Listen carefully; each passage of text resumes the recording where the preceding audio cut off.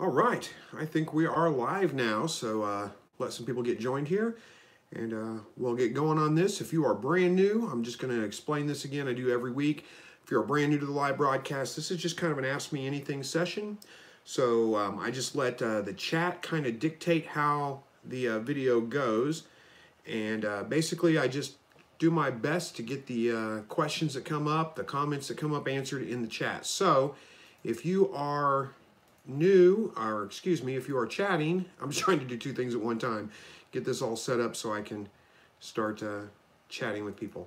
If you are trying to chat with me and I don't answer your chat right away, give it a few minutes and then ask again if you need to. Sometimes the chat gets going, I get wrapped up in one comment and I miss it. So, but I do my best. So who we got in here so far? Brian Smith, hello, how are you? Glad to see you.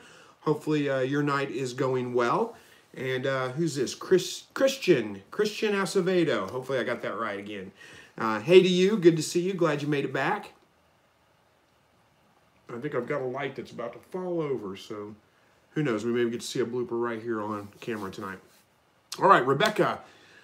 Hello to you. Kinfolk Farm of Georgia. Glad to see you another week. Thanks for coming back.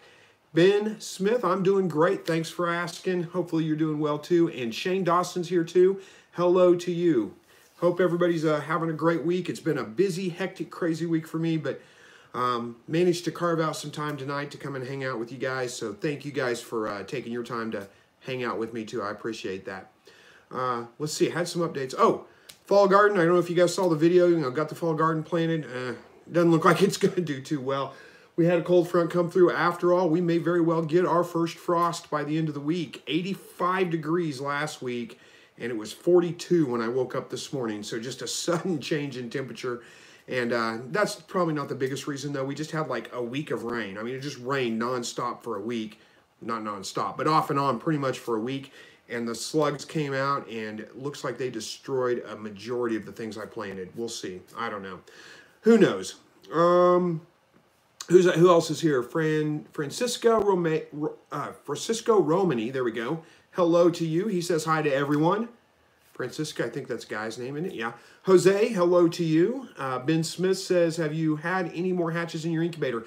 No, I've got some eggs saving up. I'm going to start the incubator up, get it warmed up, and probably set those tomorrow evening. But haven't had any hatches in the last couple of weeks. I do have some, I don't know, 7-week-old birds out in the grow-out pen right now, but no new hatches since then. Is this Joanne Cordellos? Hi, how are you? Good to see you. Shane says, did you see photo of the 4 quails that hatched? Did I see the photo of the 4 quails that hatched? Maybe. Did you post that in the Facebook group? I probably did see it. I'm sorry. I've been, like I said, been a busy, hectic week. I've seen some photos. I don't remember if they were yours specifically, though, so sorry about that. Are you the one that, Shane, are you the one that contacted me on Messenger from Australia? That may have been you. I don't remember if that was you or not. Anyway, if it was you, I tried to respond. Yep. Tried to respond to you, and I could not get a response through.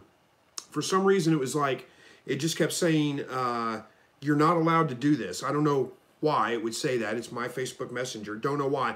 I was not ignoring you, so I hope you're not offended by that. I tried to respond. It just wouldn't let me do it. All right, so Christian says, Chris, I have heard that chick can drink water with apple cider vinegar. Oh, yeah, they can.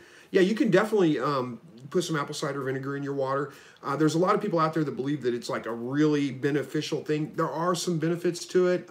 It does have some probiotics in it. If you're using apple cider vinegar, not apple cider flavored vinegar, you need apple cider vinegar with the mother in it.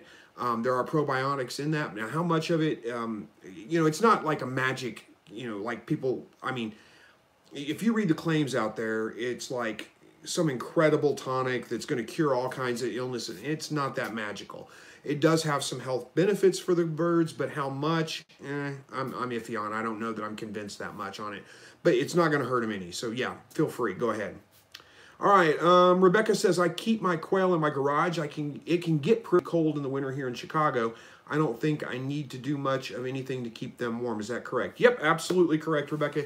As long as they have a windbreak, they're fine. In fact, if you saw my video that got posted Tuesday night, that was exactly that topic. Was winterizing the quail hutches. You don't need to do anything. Give them some place where they can get out of the wind. That's all they need. The worst part about wintertime is keeping them watered because water freezes. That's the worst part. But other than the birds do just fine. They actually struggle a little more in the heat of summer than they do in the cold of winter. So it's not a major concern. All right. Caitlin says, we had a tornado down in Iowa 2 days ago. I heard something about that. Hopefully everybody's okay there. I know all about tornadoes, being from Joplin, Missouri. Those of you guys that don't know, we had a monster tornado come through. I guess it's been almost 7 years now. Has it? 5 years? I can't remember. It's been a little while, but it was a big tornado. Missed my house by about three blocks and tore out, I don't know, a mile-wide strip all the way through town. I mean, it was devastating. Huge tornadoes. So, Caitlin, I hope everybody in your area is doing well. Oh, Francisca is a girl. I almost said that. I'm so sorry. I get those things mixed up all the time. And then what almost looks like Russian, but not quite Russian writing. I can't pronounce it, though.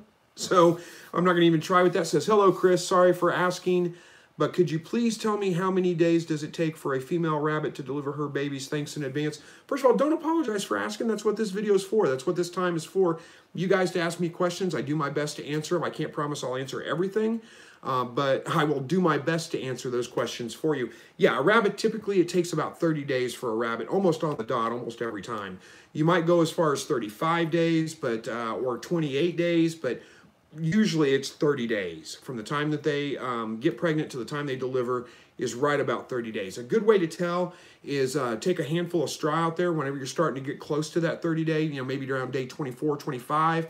Throw a handful of straw in there, and when you see her she'll pick it up, like a whole bunch of it, and it'll stick out both sides of her mouth, and she'll be walking around with it. It's pretty obvious what I'm describing. It's not just nibbling on the hay or the straw. She'll pick it up with it sticking out both sides of her mouth and walk around like she's got a purpose. She's looking to build a nest, and that usually, with my rabbits, that almost always happens like the day before they go to have their babies. So that's a good sign that you can kind of keep an eye out for.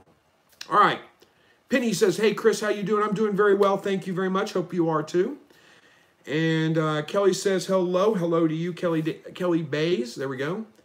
Shane says, all good. Okay, thank you. That was to my comment about not being able to respond to you on Messenger. PA Outdoorsman says, hey, everyone. Hope all is well, Chris. Hey, all is well. Thanks for joining us. And Caitlin said something, but then retracted it. Ooh, how mysterious. Chris Arnold says, could putting a new rooster in with my hens cause them to stop laying for a few days? It could. Any kind of stress factor can cause your hens to stop laying for a little bit, and new birds being introduced, whether they're roosters or hens, can stop them from laying for a few days. Now, if it happened immediately, like you put the rooster in and they stopped laying that day, that's probably not the cause, because they do have a certain number of eggs stored up inside them at all times. So even when they do have that stress factor that gets them to quit laying, they'll usually lay again for a day, maybe 2 days afterwards, and then stop laying, if that makes sense, because they've already got the eggs inside them built up. Hopefully that kind of makes sense. But if you just threw a rooster in and then like 2 days later they kind of stopped laying, yeah, that very well could be it. Give them some time, a week, maybe two, and they'll probably start laying again. So, Max, come on. Dog's confused. He wonders where I am. Hey, Max, there you go, buddy. Good boy. All right. What do we look? Gypsy Rose says, hi, Chris. Do you think mealworms cause aggression? Well, they don't necessarily cause aggression, but what mealworms can do, if you feed a lot of mealworms to your birds, they kind of look like quail toes. So a lot of times what will happen is the birds eating, especially young birds, very like tiny, like chicks, they start eating those mealworms, and then they start seeing the other quail walking around. They think their feet are more mealworms, and they'll start pecking at their feet and those kinds of things. Usually doesn't cause aggression as far as like them being aggressive with one another, though. Excuse me. All right, Jose says, I have 100 eggs in my incubator, will hatch in about 5 days. Well, be careful. Don't say they will hatch. You'll jinx yourself. Hopefully they'll hatch. I'm just giving you a hard time. 100 eggs in your incubator, that's a good hatch rate. That's a good size amount of eggs to hatch. That's what I usually like to do, is around 100 at a time. Even if you have a poor hatch, you still get enough birds to make it worth it. So good luck on that. Hope it works out well. If you're in the Facebook group, be sure to share your results whenever they hatch. Doug Yergin says, hey, Chris, one of my week-old silver quail started tucking its head down and started rolling around end over end. The rest of the brooder is fine. What do you say? Is this Redneck? Redneck's usually more obvious than that, not tucking their head down and rolling over. That sounds like a head injury or you know, like some kind of neurological problem to me.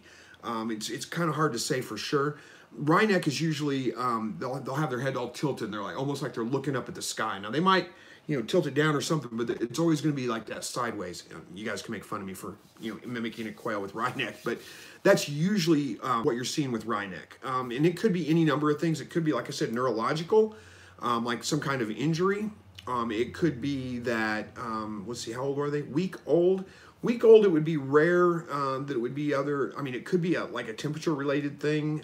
Sometimes if the temperature gets too low and the birds are starting to struggle with that, especially the young birds, they can do some weird things. And then they usually end up dying within the next like 12 to 14 hours, something like that. But it sounds to me like a neurological problem. Just kind of a guess based on what you described. Jimmy from Missouri, another show me stater here. Glad to have you. Thanks for joining. And Black Diamond says, what are the pros and cons of making a quail aviary? Well, I don't know that there's any cons to it necessarily, except for you're probably going to have to clean it out quite a bit. Quail are incredibly messy.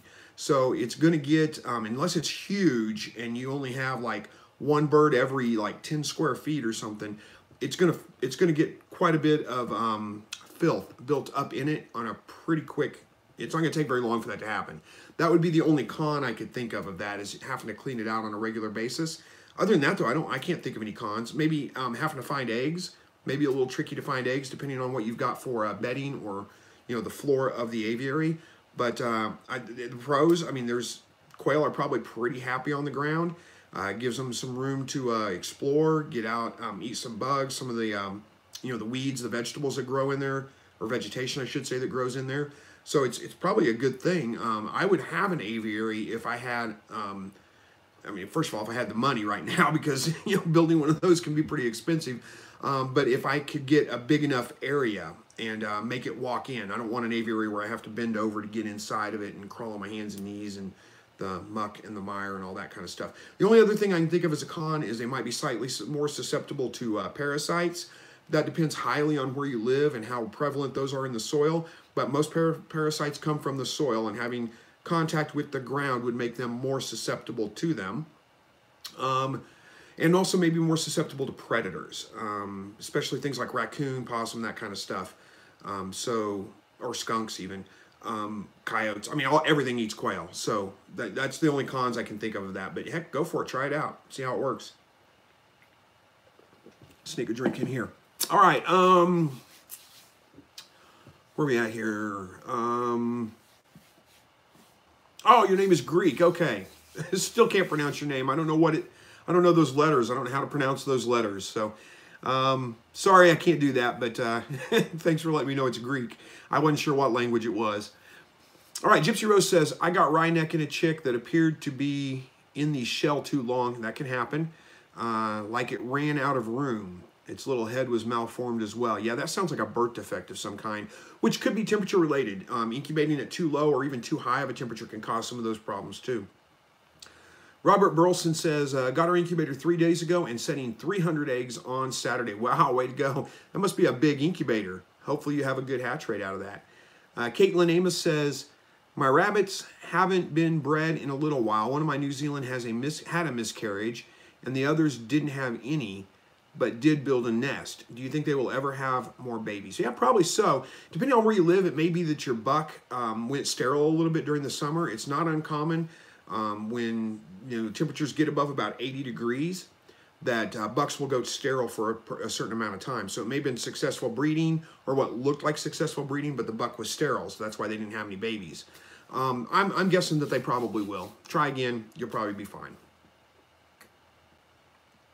All right, see, Ben Smith says, a bunch of my quail have, okay, a bunch of my quail have that. You're talking about Redneck.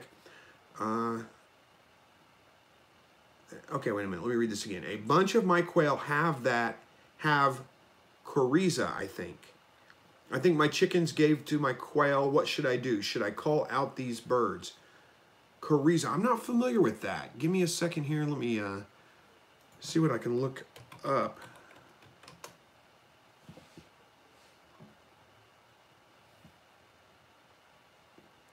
Inflammation of the mucous membrane in the nose. Okay. Especially caused by a cold or by hay fever. Good question. I'm not 100% sure how to treat that right offhand. I'd have to do some research on that. I would think that just some, some maybe antibiotics. I don't know if antibiotics would be a virus. It's probably not a virus. It's probably an inflammation. So they might need some antibiotics because if there might be an infection or something like that in there.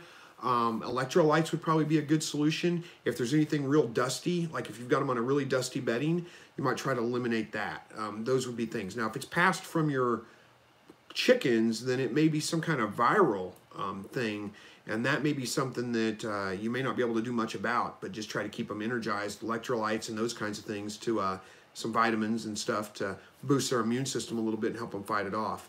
Sorry, I can't answer that question better. That's a new one. That's you got me on that one. All right, Francisca, who is a girl, says, do you give newborn quails medicine like how they do chickens? Excuse me. If so, what kind of medicine? I don't give my newborn quail any kind of medicine. I don't give them any kind of vitamins. I don't feed them antibiotic, medicated feed. It's not really antibiotic, but I don't feed them medicated feed or any of that kind of stuff. They get the same stuff the adult birds get. I don't have any problems really with baby birds dying off or any of that kind of stuff. And I mean, I'll lose one or two here or there, but I just kind of figure that's just nature and survival of the fittest and strengthening my flock, and I just don't worry about it. That's just the way I do it, though. Richard of Danbury, I always have a hard time with that, says, hey, Chris, it's been a while. Well, hey, thanks for coming back. I'm glad you made it. Ben Smith says, I think my chickens got into my quail feed. Naughty chickens. Well, my dog gets into my quail feed if I let him, but I keep him out of it for the most part. Penny Nichols says, move the quail into a different cage. This one lets in less light. They totally stop laying within 3 days, but it's late enough in the year not worrying about giving them more light. Yeah, that's perfectly fine, Penny. But yeah, you're right. It's the amount of light that they get does have an effect on whether they lay, but chances are it's really just the move that caused them to stop laying. They don't need like super bright light. They just need a number of hours of day of light. So, but anytime you move them, you're right on spot. Almost within 3 days, they generally stop laying, and they'll stop laying for a week, maybe 2 weeks, and then they'll pick back up again. So it's probably not really, unless it's really blacked out for a portion of the day, that's probably not it. It's probably just the move that made them stop laying. But, like you said, this point in the year, if you're not really, dire to get eggs or any of that kind of stuff, there's no reason to add extra light. I do run some extra lights in the fall. The colder months, I usually don't run the lights. I let them have those couple months off, so about 3 months a year, and then pick them back up whenever it starts to warm up in the spring, just mostly because the eggs freeze in the hutch anyway, so why even bother? I do that just because I want to have the eggs on hand. I even do some incubating in the fall and the winter, but if you don't want to, no problem. Give them a break. Modern Hobbyist says, best way to control flies in my outdoor rabbit colony. Well, that's a good question. What the best way is, there's all kinds of different methods out there. Which ones are the best? It's hard for me to say. One thing that I would look into if you're having a big problem with them is fly predators. You can order them online, and they're just a little, they come in like a little egg, basically, is what they are. Well, a bug. They are a bug, but they go after flies specifically. I've read reviews on them. I haven't tried them personally.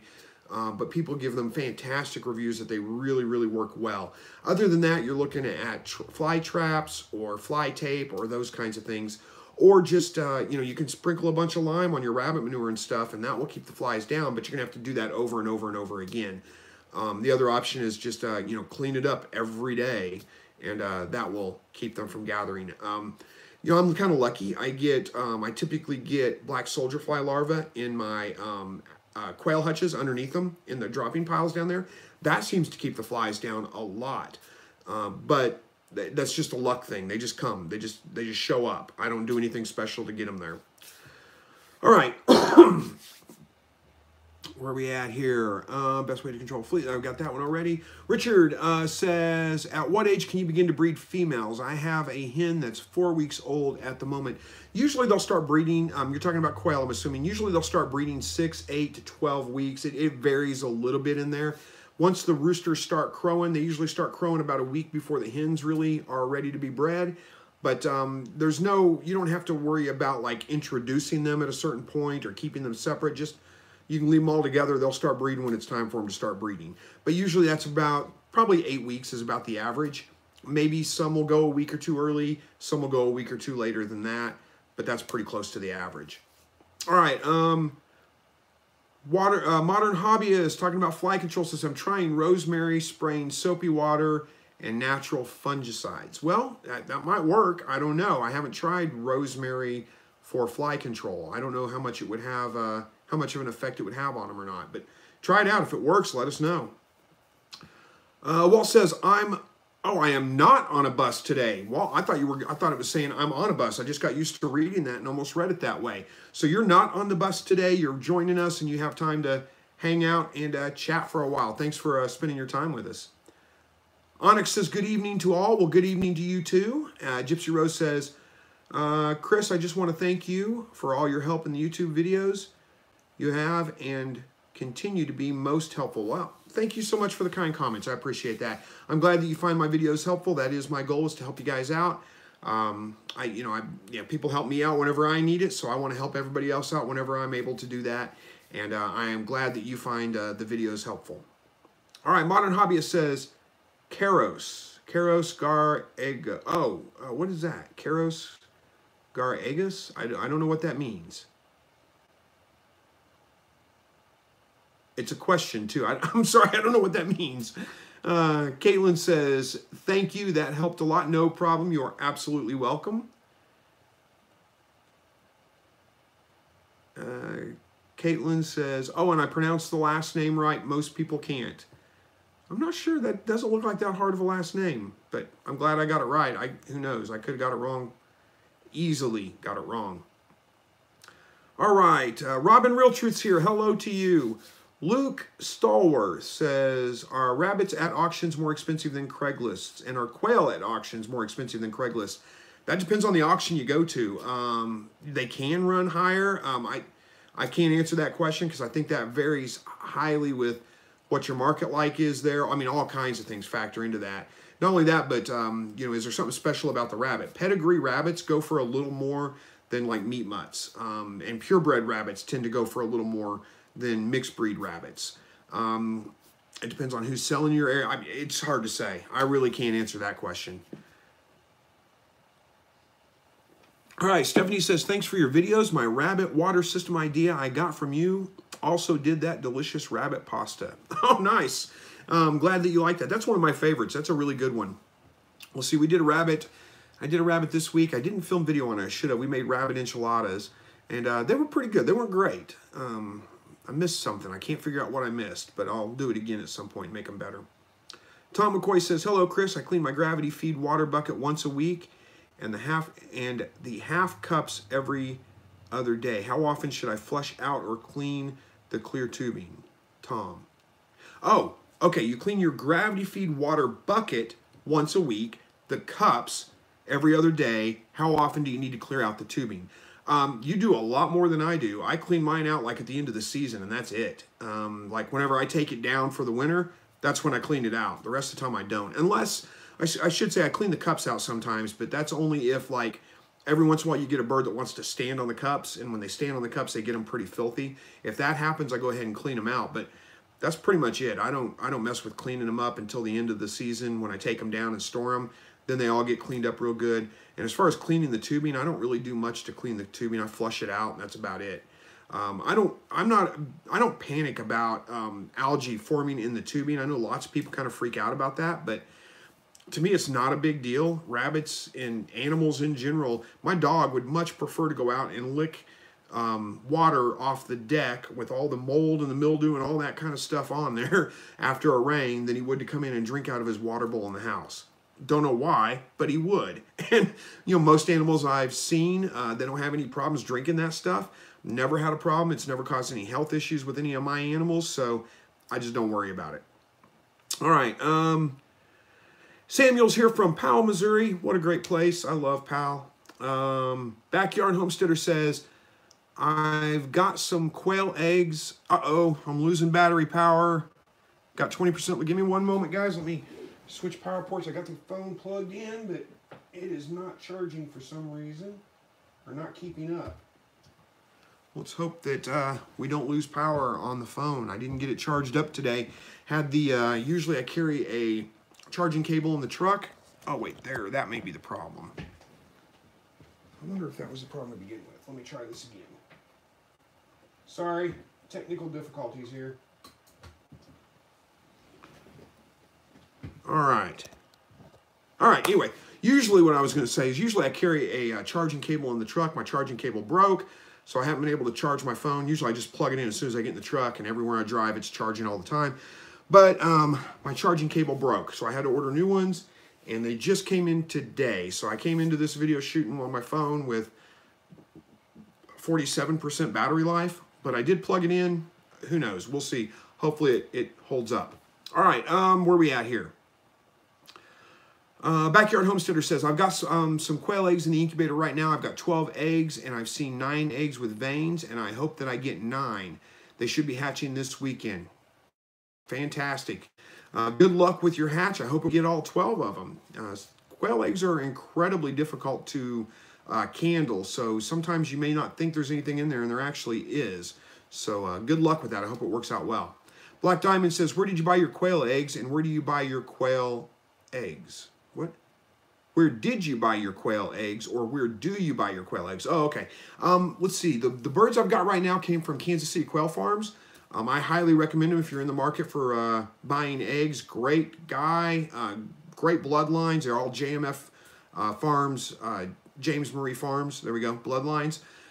Fantastic birds, so you can't go wrong there. But I don't really buy eggs on a regular basis. I just incubate, and then I'll take birds out of one of those hatches, and those will become my future breeders. So I'm probably due here in the next year, maybe, to buy another set of eggs and just get some new bloodlines in the quail outside. But I do that about once every couple of years, 3 years maybe, something like that. And I'll probably go to Kansas City Quail Farms. All right. Stephanie Hudson says, how do quail lay? Sorry if this has been asked. On a day, one a day like chickens. Oh, no, it's okay. You don't have to apologize. Ask any question you want. I'll do my best to answer them. Yeah, generally speaking, quail lay once a day. Every once in a while, you'll get one that'll pop out 2 eggs in a day, but that's pretty rare. Generally, once a day is what they lay if they have enough light. That's about 14 hours a day of light. My birds are kind of molting right now. A lot of them are. So the egg production's pretty low right now. I'm getting out of like, I think 10 hens in one hutch. I'm getting like maybe 3, 4, 5 eggs a day. Where I was getting like 10 eggs a day. Once they get through with the molt, they'll start picking up and laying again. But yeah, once a day is pretty average. Richard says, I use fly tape in my rabbitry, aviary, and change it weekly when I dump the dropping pans. That probably works pretty well then. Joe Rodriguez says, how are your garden doing? Oh, not good. It's not good. I talked about that a little bit at the beginning. If you guys saw the video Monday, this last weekend, I planted the fall garden. The plants I just didn't have good luck with them, and I didn't spend enough time. I was too busy, and I should have started them all indoor on I mean, that's what this whole shelf back here is for starting seeds on, but I didn't. I started them outside, and then it got hot, and all those were cool season crops. So whenever cool season crops, you know, when it gets above about 80 degrees or so, like your lettuce, your Brussels sprouts, your broccoli, you know, cabbage, that kind of stuff, it wants to get tall and leggy, and that's what happened. It all grew really tall, started falling over. I went ahead and planted it out just to see how it would do. Then we got it cooled off, which is good, but we got like a week of rain, and the slugs came out and just destroyed it all. So I don't think I'm going to get much, if anything, out of there. They look pretty chewed up. We'll see how they do. All right. Walt Lars says, black soldier fly larvae emit a pheromone that keeps other flies away. I didn't know that, Walt. I didn't know that they seem to keep the other flies away. I didn't know if it's because they were eating the maggots, or, You know, I didn't know that. Nice. They emit a pheromone. I know that they are fantastic to have around because they just, I mean, they will destroy a manure pile, just eat it down to nothing in no time, turn it into some really good compost. They are great to have around. And they will, I mean, they just, I mean, there's hundreds, thousands of them whenever they get there. And, you know, if you have something like, you know, a bird die or something like that, and you throw that on there, it's a matter of like a day and a half and it's gone. I mean, they've got such appetites. They clean up everything. All right. Where are we at here? It was a Greek guy's name in English. Oh, that's the word you were trying to, is that whoever's name I can't pronounce? And I've lost it already in the chat. So now I know what that word was. The one I was like, I don't know what that means. That's what it was. Okay. Stuart Rogers says, my quail are featherless on their backs. Any thoughts? Sounds like they're molting. Mine are doing the same thing right now. It's very common at the change of seasons. When you go into spring, they'll probably do it again. When you go into fall, they typically do it as well. And they'll lose their feathers, usually on their backs. They look pretty sickly. It looks like something's wrong with them. It's normal. They'll grow those feathers back. If you're not feeding a real high protein feed, if you have a way to up the protein level, it'll help them get through that molt a little bit quicker. But other than that, it's nothing to worry about. It's normal. Stephanie also says, do you debone whole rabbits? And if so, can you do a video on it one day? I don't. I mean, I do sometimes, but typically I don't mess with deboning them. I will sometimes, I'm not the best at deboning a rabbit. I've seen videos and guys do it that, I mean, it's just pretty amazing. I'm not that good at it, honestly. I end up with, if I'm going to debone a rabbit, it's usually only if I'm going to cut it into chunks anyway, and then it just comes off in chunks. I mean, I just follow the muscle groups around and cut them off that way. Hopefully that kind of makes sense. But who knows? If I do it again someday, I'll shoot a video on that for you. All right. Ben Smith says, my quail eyes scabs over, and then the scab disappears, and then it gets scabbed over again. When I looked this up, it said he said that chickens carry it naturally. Interesting. I'm trying to think of what that could be. I mean, that sounds almost like, oh,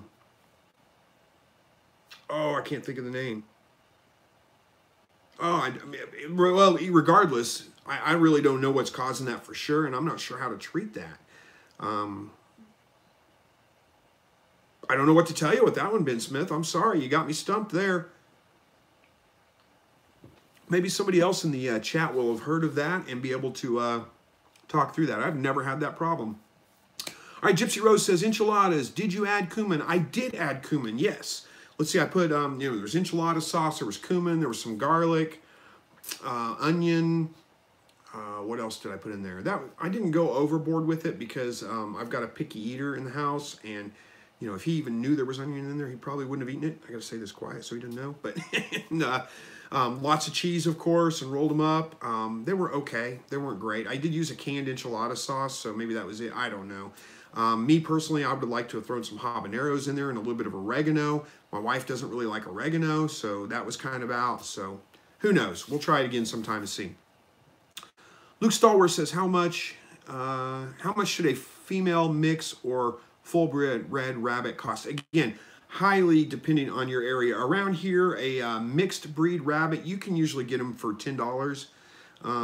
About that, 10 to 12, somewhere right around in there. Full-bred, usually go for 20, and if they're pedigreed, usually for 30, and that's for meat rabbits. Now, if you're looking at like, lop ears, some of those pet varieties, they can go for a lot more than that.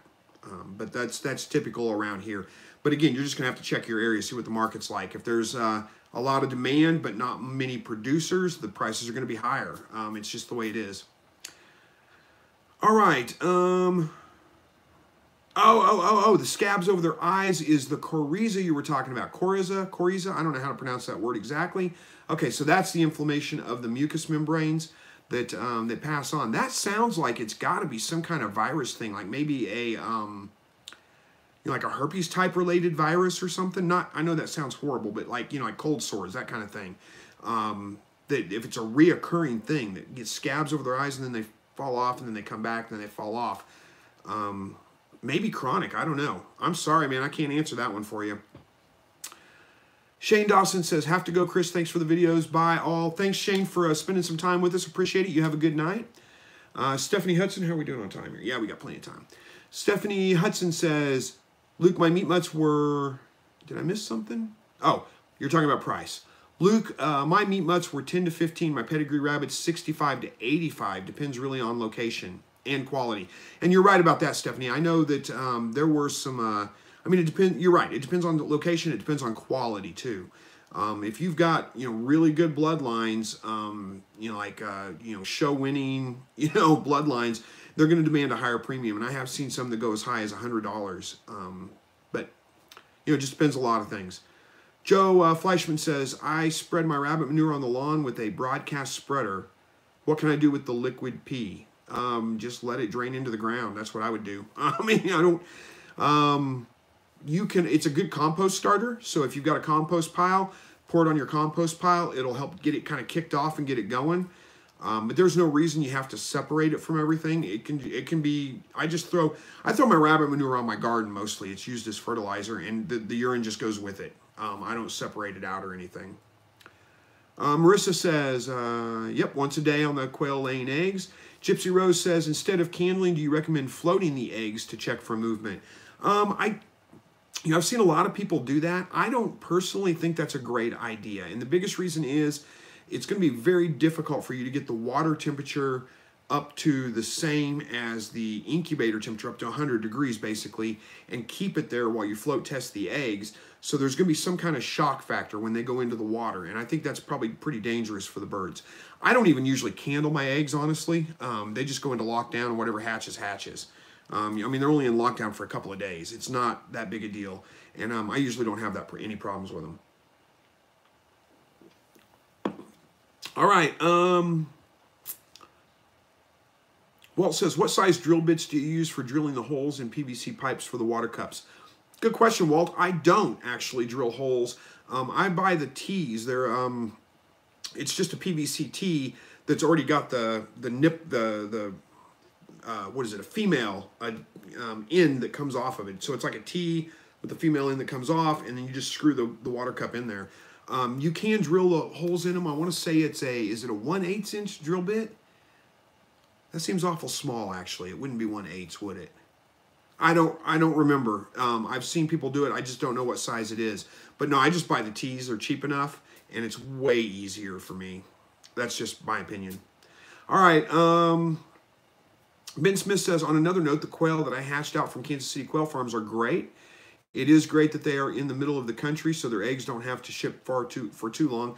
I didn't think about it that way. You're right. To me, it's local almost. They're only a 3-hour drive from me, so I can almost drive up there and get them. But yeah, if you're anywhere else in the country, they are kind of in the middle, so the shipping times are not too bad, unless you're on the very extreme outer coasts. It shouldn't be too bad. All right. Walt Lars says, Gypsy Rose, putting hatch eggs in water could chill them too much and kill them. Yep, same thing I was thinking too, Walt. Ben Smith says, I have some more quail eggs in the incubator, and right now they are rocking and rolling. Right now they're on day 16. Boy, you should get some hatching out next day or two. Good luck with that. Hope it works. Excuse me. Bode's World says, I got some quail. Oh, I got a quail that has been scalped all the way down to the base of the neck. Call or try to let it heal. Sounds like a female, and it's probably due to mating. Whenever the roosters mate, they will grab the feathers on the back of the female's head and pull on them a little bit. And if they're being overbred, like if you have too many roosters to hens, they can really pull, all the feathers, scalp them all the way back. It's pretty common. It's usually nothing to worry about. They're just pulling out feathers. The feathers will grow back. So it's usually nothing to worry about. But if it's really bad, you might want to look at how many roosters to hens you have. I like to keep one rooster for every 4 to 5 hens. Now, I find if I go below, below 3 hens to one rooster, then they do get overbred. They all get scalped. But even with that, my hens are typically missing feathers on the back of their head. It's just breeding. That's what happens. All right. Where are we at here? All right, the Sean Murphy Journal says, a lot of acid in Pepsi, dude, tough on the stomach. Yeah, I know better. I shouldn't be drinking Pepsi. This is my true addiction, my one. It's not just Pepsi either. I'll drink Coke, I'll drink Pepsi, I'll drink caramel colored cola flavored beverage. And it's terrible for my stomach, probably terrible for my teeth. I have bad teeth anyway. I know it's my one of my vices. I have several, I'm sure, but it's not good for me. I'm probably not going to quit drinking it though. I'm addicted. All right. Stuart Rogers says best top dressing for feed to up the protein. Best top dressing for feed. Boy, there's a lot of things you can do there. Lots of people have recommended using some cat food, like wet cat food. It's really high in protein, so it should work pretty well. I mean, I wouldn't use it as or even dry cat food would work fine too. You might have to grind it up a little bit. But those would probably be cheap, easy alternatives. If you've got access to mealworms, those are great. Black soldier fly larvae are great. Crickets were even pretty good. You could do any of those things. I personally don't do a lot like that. I just get higher protein quail food, but I'm kind of lucky. I've got a feed mill not too far from me that mills their own feed, and they sell a 30% game bird starter. That's plenty of protein, so I don't need to worry about it. Robert Burleson says, I use spent coffee grounds for the quail manure pans. When we dump the entire pan into a black soldier fly pod, I use the crawl off larva to supplement the quail feed cost. Yep, that's a great idea. If you don't know what he's talking about, you can build bins for black soldier flies if you can get them to come into it. Think of it kind of like a worm farm in a way, but you basically build a ramp around the side of the container that leads to a hole in the container and hang a bucket underneath it, and black soldier fly will self-harvest. Whenever they get ready to, what do you call it? I want to say metamorphosize, but cocoon and go on to the next stage of their life cycle and turn into the black soldier fly, they will leave the rest of them, crawl out and try to find a place to do that. And they'll end up crawling up that ramp, out that hole, and drop in that bucket. So it's self-harvesting. All you gotta do is just go take the bucket, dump it in your quail pen or your chickens or whatever. So it worked pretty well, but I imagine that's a pretty stinky tub. Who knows? All right. Walt Lars says, some farms use black soldier fly larvae to control other flies and will consume a lot of compost, both meat, like Chris said, and veggies. The leftover poop or castings are as good as worm castings. Yep, they're great. Backyard Homesteader says, I'm thinking about getting button eggs to incubate. What do you think? Well, do it if you want to. Well, who am I to judge? I'm not going to do button quail just because they're so tiny. I'm looking for a bigger quail, not a smaller quail myself. But if you like them, go for it. Hatch them out. I think their eggs are awful small too. And again, I want bigger eggs, not smaller eggs. But that's just my personal opinion, just what I'm looking for me. No reason you shouldn't do it. If you want to, go for it and see how they work. Jessica Compton says, my 2-week-old quail chicks are doing this open mouth throat quiver. Any ideas? Is this normal? It's not abnormal. It sounds like they may be a little bit warm, especially if they're all spread out from the sides, like your heat lights right here, and they're all as far away from that as they can get, or spread out. You may have to back the light off a little bit, cool them off just a little bit. That's usually, it's panting is what you sounds like you're describing, and that's because they're too warm, they're too hot. So that'd be my guess. Ben Smith says, you should get a backyard chickens account. Contrary to the name, it is a forum where people help people about all poultry, including quail, and it's free. Yep, I'm familiar with Backyard Chickens. It's a great forum, very nice. Most people in there are very friendly, very helpful, so it is a great resource to go check out. Walt Lars says, what good are button quails for? Well, hey, if you like button quail, they're good for entertainment. I mean, there's, I guess lots of things, but I don't know. Quad 53 says, if my town has a no chicken ordinance, do you think that quail is included? I doubt quail's included in that. You'll have to look up their city ordinance to see how it's worded. If it says no poultry, then it probably does include quail. If it says, no farm animals, there's some gray area there probably. A lot of towns, though, they don't even think of quail when they made, and the ordinances were probably made like 40, 50 years ago. They weren't made like yesterday. So, at the time, nobody even thought of anybody raising quail in their backyard. So they're probably left out of it. It's probably a loophole that you can get away with. But again, check your ordinances and see. And around here, I will tell you that the way it goes in this city, our police staff's a little bit understaffed anyway, and really it's the health department that enforces those things. And they're not driving around looking for people to enforce the ordinances on. My city ordinance says I have to have 30 square feet of cage space per rabbit. per rabbit. That is a ridiculous amount of cage space. But nobody is going to come by, and I doubt that even if the health inspector came over and he saw my rabbitry, that he would even say anything about it. He wouldn't even realize that that's what the ordinance says. I mean, there's one thing about what's on the books, and there's another thing about what's really being enforced. And the key is, as long as you don't annoy your neighbors and nobody calls and reports it, they're probably not going to do anything about it. That's where I live anyway. My neighbor has goats. She's not even supposed to have goats there, but she's had them for years. As long as she keeps them in her yard, they don't get out, they don't bother anybody, the city's not coming by and going to tell her she can't have them. Now, if they get out and they go eat the neighbor's roses and he calls and complains, then yeah, they'll come and enforce the code. But other than that, it's nothing to worry about here. That's the way it is for me. Don't know if it's that way in your town. You know your town better than I do, so just some food for thought. All right, Yeah, what Walt is saying there, read the fine print in your city ordinances. Most city ordinances posted online, so if you just look it up, you can go read it and see if it says anything specifically about quail, see what it says about it. Who knows? All right, Bodesworld says, I just went through I just went through and called a bunch of my males. She's really bloody. Oh, you're talking about the bird that got scalped. She's really bloody and tried, but I have neosporin on that hen and I covered it with Vaseline. All the aggressive roosters got called today. Well, and again, that's not necessarily aggression from the roosters. Of course, blood being drawn, that's a little bit more probably than just regular breeding. But that's not necessarily aggression if it's the back of their head. That's just breeding behavior. One thing I would caution you about with neosporin is make sure you're not using the one with pain reliever in it. Triple antibiotic ointment is fine to use on your animals, but don't use the ones with pain reliever in them. Pain reliever is toxic to most animals, so you want to stay away from that. But it sounds like you're doing everything right there. Good luck with them. Hope they work out well. All right, Spinnaker, I think is the way we say that.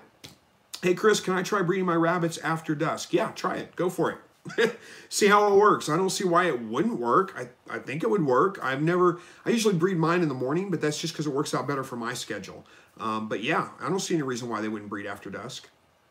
Daniel's family says, hey, Chris, it's been a while since I've been able to chat or to catch your live stream. I got 4 younger chickens and 8 full grown. How can you introduce them to the flock without a fight? Are you talking about chickens or quail? Because I'm not the chicken expert here, but quail, what I can tell you, how young are they? I've had really good success with taking birds that are 4 to 5 weeks old. They haven't hit sexual maturity yet, and they got a couple weeks before they will, and throwing those in with an existing flock, and they seem to mix in pretty good. I'd also wait until the breeding season's over, so wait till the light drops down to like below 12 hours a day. The roosters stop crowing, the females stop laying eggs. They're much calmer at that time of the year, and you might be able to get them mixed in at that point too and make it a little bit easier. Those are the 2 preferred ways to do that. The other ways would be you could take some of your existing birds with a couple of the new birds, put them together in a small cage so that none of them are outnumbered. You're probably still going to have some aggression, but maybe not as bad. Nobody will know who's new and who's not new because they're all in new surroundings anyway, so it kind of throws them off. And then kind of mix all those together too. I don't know. There's a lot of different ways you can do it, but those are my suggestions on it. All right, Walt Lars says, as a trucker, I used to drink Pepsi all day long instead of coffee. I'm 62 and I don't have any stomach problems, and I'm drinking it now. Yeah, I've never had any real stomach problems either. That doesn't mean they won't happen, but I have teeth problems, and that's probably a lot due to the amount of Pepsi I drink for sure. All right, Jose said, Chris, I'm so happy now because my quail's paying itself with the eggs and the chicks. Yep, that's what happens, Jose. I'm glad to hear it. Congratulations. It is a good feeling when you can produce your own food. I am almost out. This has not happened to me in, well, probably almost 8-9 months since spring. Almost out of eggs. I've got like 5 eggs in the refrigerator because everything's molting, so they're slowing down in egg production. And I've been saving the eggs for the last week for incubating. And we've been eating eggs, so we're almost out of eggs. I don't know. I mean, I may have to buy eggs. I don't know. No, probably not, because I'll probably set eggs this weekend, and then I'll start filling the fridge back up. All right. All right. Walt says, Living, I think that's Living Web Farm channel on YouTube has great vid series on black soldier flies, including the crawl out ramps that Chris mentioned. Yeah. I don't know if I've seen them. I might have seen their videos before, but yeah, those, for a while, I kind of toyed with the idea of making a black soldier fly bin, you know, for that. And then I just decided, I don't know if I want to deal with that, honestly. You know, it just seems like one more thing to feed, to keep track of, and they grow. I mean, they just naturally grow under the quail hutches, so I'll just let them do that. All right, Akinola Olarungleke. I've got that wrong. I'm sure. I'm sorry. It says, Coccidia wiped out 4 of my 5 baby rabbits. What's the best way to detect it? Oh man, I'm sorry to hear that. That is a parasite that causes that. As far as detecting it, if you've got it in your, if you've got it in rabbits you butchered, you've probably got it in all your rabbits. And there's no way that I know of to completely get rid of it.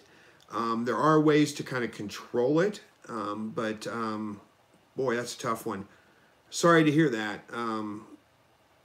You know, look for the, as far as detection, by the time you can detect it, it's probably too late, and it's going to end up killing your babies. A lot of rabbits will live with it. They'll just be, it never really affects them any kind of health-wise. They're perfectly healthy except for that, and you never know. There's no way to know. So, Brian Moore says, Missouri Department of Ag now considers quail as poultry. Interesting. Well, just because the Missouri Department of Ag considers them that way doesn't necessarily mean that your city ordinances will classify them that way under their codes. My city ordinance, for example, says chickens. It doesn't say poultry. It says chickens or ducks or guinea. You know, it has those 3 listed. So there's a loophole there. All right, Backyard Homesteader says, I'm allowed to have 25 quail. How do I split that into meat birds and breeders and egg layers? Wow, that's not, you know, as far as egg layers and breeders, I mean, they're all the same to me. I don't separate out certain birds for eggs I'm going to eat and certain birds for eggs I'm going to incubate. They're all the same. They just lay eggs. I collect them and incubate them when I want them. The rest of the time we eat them. As long as you're collecting them every day and you throw them in the fridge, they're never going to develop. And the fact that they're fertile doesn't matter. I'm going to eat them anyway. It's not going to bother them a bit. But, you know, your meat birds, boy, you're not going to be able to do many meat birds at a time. That's for sure. You know, I don't know. I'm guessing that it's a city ordinance or something like that that's preventing you from having more birds than that. You might talk to whoever, like your health inspector or whoever it is that enforces that. Mine's a pretty nice guy. I've talked to him. I tried to work on getting ordinances changed in our city. Didn't make any progress with that. But the guy that is the head of our health department is a pretty nice guy, pretty friendly. I kind of explained to him, you know, about, you know, I'm only allowed to have, by ordinances, what is it, 4 rabbits, 3 rabbits or something like that. And I was telling him about that. I was like, you know, the city ordinance says you only have 3 rabbits. If I'm raising the meat rabbits in my backyard, yeah, I've only got 3 rabbits, but there are times where I have 20 or 30. And he's like, well, yeah, but you're only going to have those for 2 months, right? And I'm like, yeah, exactly. They're going to be butchered. And he was perfectly fine with that. So you might check with somebody about that. You know, you're going to do a meat run. It's only a temporary thing. You're not keeping 100 quail on hand all the time, but you've got extra quail for 2 months, for 8 weeks. You know, so it may not be that big of a deal. Hard to say. Other than that, you're going to have to determine how many eggs a day you want to get from them, how many eggs you want to eat. And that would be kind of how many you would keep on hand for your breeders and egg layers. And then the rest of them would be meat birds. Or you might be able to, all right, there's lots of things you could do with that. That's a big question. I'm sorry you're restricted to that. Sometimes it's better to not know and just play stupid. And, you know, because, I mean, they're not going to take you to jail for raising quail in your backyard. Now, you might get a fine, but chances are, unless you live in, like, if you live in a place where they're going to come and slap a big fine on you and take you to jail because you're raising quail in your backyard, unless you're just being completely obnoxious about it, what you need to do is move to a place that won't do that. So, like here, for example, even if they did come by and say, you can't do this in your yard, it's a nuisance, they're not going to slap a fine on me. What they're going to do is they're going to say, okay, you've got so long to get it taken care of, and as long as you do, no big deal. So that, you know, sometimes it's easier just to ask forgiveness than it is to ask permission. Play ignorant in a way. That is, I'm not suggesting that, you know, you go against the laws or any of those kinds of things. But again, really, are they going to come by and enforce that? Are they going to come by every 2 weeks and count how many quail you have? And is anybody even going to know if you have 50 instead of 25. I don't know. Maybe, maybe not. That's just my thought on it. All right, Kinsey's here. He says, I missed the last 2 live chats. Sorry, I've been real busy with work, but I am back now. Hi, guys. Hey, Kinsey, glad to have you back, and don't apologize for that. That's perfectly all right. All right. Walt says, with local food movement, now is a good time to push for change in city regs. Boy, Walt, I would have thought so too, man. I tried and tried and tried to get, because the city ordinance is ridiculous. Again, nobody's enforcing it, so I don't know how much effort I need to put into, changing it. But yeah, you need, for pygmy goats, for goats, it just says goats. It doesn't specify pygmy goats or regular goats. You need a ½ acre of land per goat. That's ridiculous. These little pygmy goats that live next door, they're not, but, that tall. And, I mean, they're probably 75 pounds or something like that, maybe 100 pounds each. But they don't need a ½ acre of land each. So I tried to get all that changed. And he was real receptive. I mean, I did a bunch of research on it, talked about other cities that allow it, where I got all my measurements for the different cage sizes for the different kinds of animals. It wasn't just me saying this is what I want. I mean, I went and University of Missouri Extension Office, their recommendations, all those kinds of things. So it was sound, and took it to him, and he was real receptive with it. But I could never get it before the city council to go for a vote because there wasn't. I mean, nobody was. There were other pressing issues, I guess, is what it is. I didn't go around and get like 1,000 people to sign, a what do you call it, a petition to get this before the city council. And I kind of just let it go eventually. All right, Daniel's family says, it is chickens. Thanks so much, brother. Hey, no problem, man.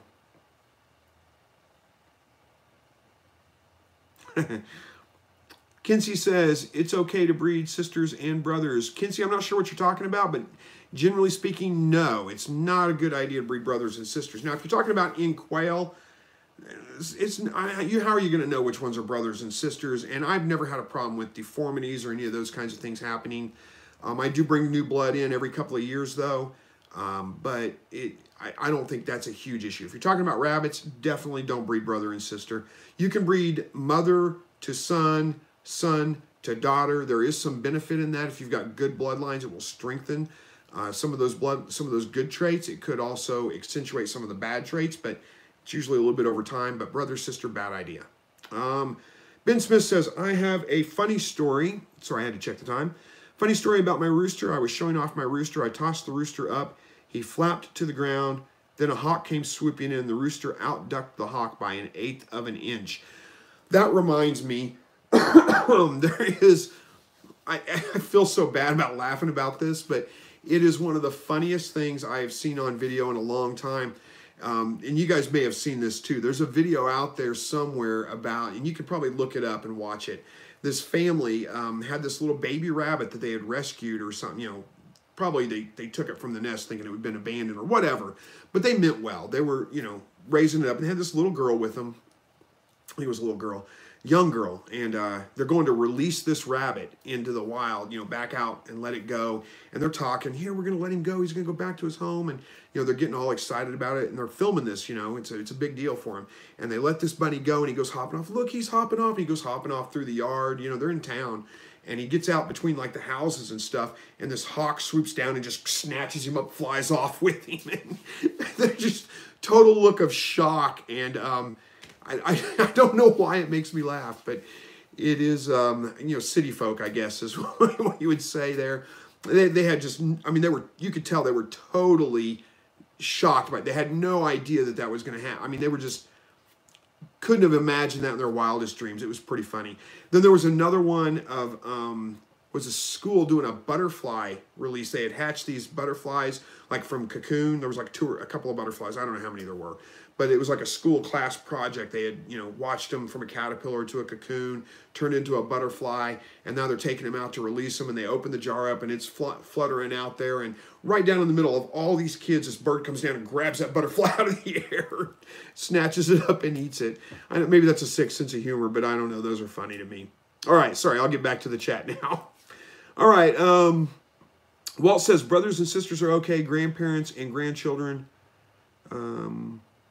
is when the problems start to show up. Yeah, Probably good, pretty good suggestion on there. I would still, with rabbits especially, stay away from breeding brother to sister. Not a good idea.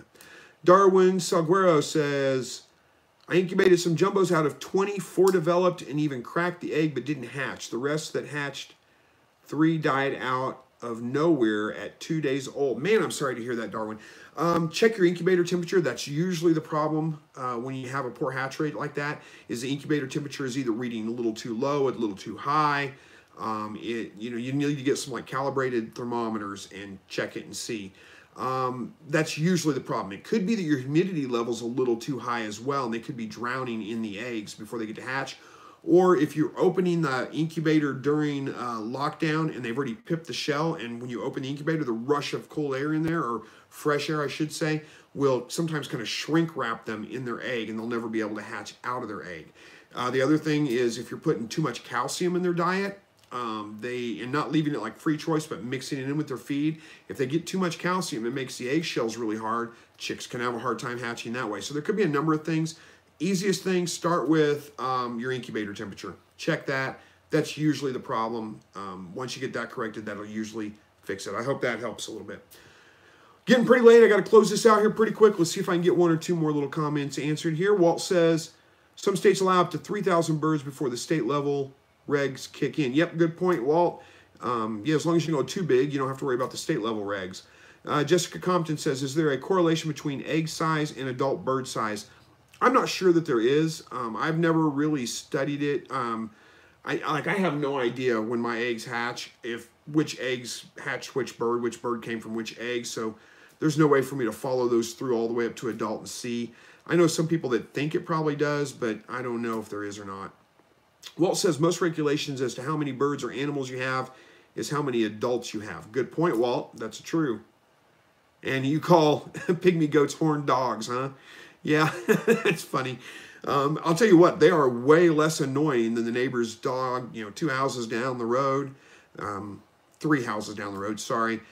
They got a couple of dogs. I never see them out there. I've never met these people. They moved in, and that sounds really bad. I don't mean anything bad about them, but I've never met them. They moved in there, I don't know, 6 months ago, put their dogs out in the backyard. I have never once seen them out there with their dogs, and the dogs sit out there and bark constantly, all the time. I feel so bad for those dogs. They probably just want a bunch of attention, and nobody's giving them any attention.